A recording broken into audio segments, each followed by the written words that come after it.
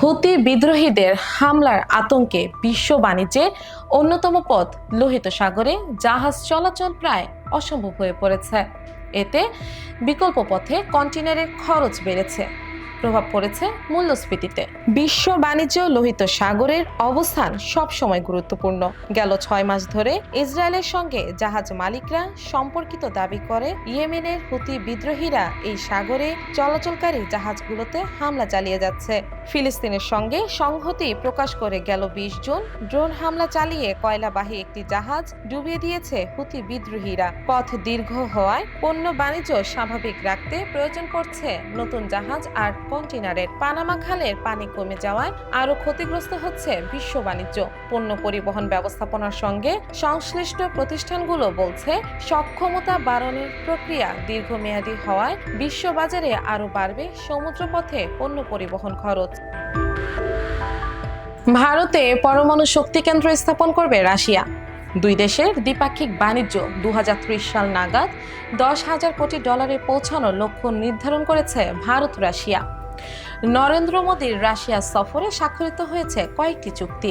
জীবাশ্ম জ্বালানি বাণিজ্য বাড়াতে ভবিষ্যতে আর্কটিকের সমুদ্রপথ ব্যবহার করবে ভারত রাশিয়া। একদিকে চলছে পশ্চিমা সামরিক জোট ন্যাটোর সম্মেলন, অন্যদিকে একত্রিত হয়েছেন এশিয়ার শক্তিশালী দুদেশ রাশিয়া আর ভারতের নেতৃত্ব। রুশ প্রেসিডেন্ট ভ্লাদিমির পুতিন যেভাবে ভারতের প্রধানমন্ত্রী নরেন্দ্র মোদীকে বৈদ্যুতিক গাড়িতে চড়িয়ে নিজেই নিয়ে গেছেন তার বাসভবনে, তাতে দুই নেতার মধ্যে রসায়ন বেশ স্পষ্ট।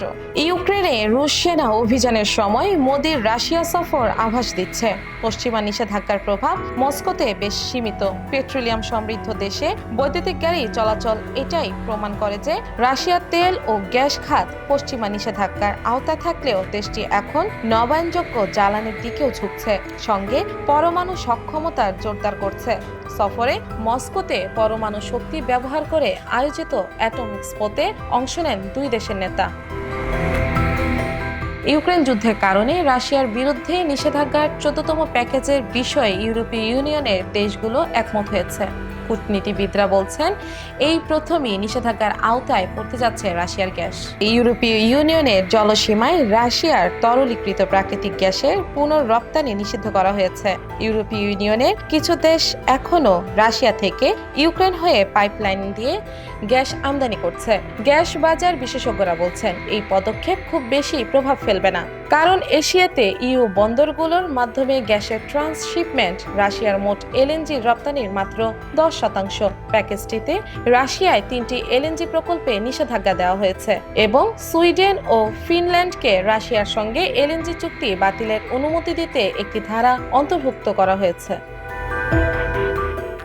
রাস্ট বেল্ট অঞ্চলে ভোটারদের সমর্থন লাভে চীন পণ্যের রপ্তানি বিরোধী নতুন পদক্ষেপ নিয়েছে প্রেসিডেন্ট জো বাইডেন। মেক্সিকো থেকে আসা চীনের পণ্য, ইস্পাত ও অ্যালুমিনিয়ামের উপর এই নতুন পদক্ষেপ নির্ধারণ করেছে জো বাইডেন। ইস্পাত উত্তর আমেরিকায় গলানো ও তৈরি করা হয়নি।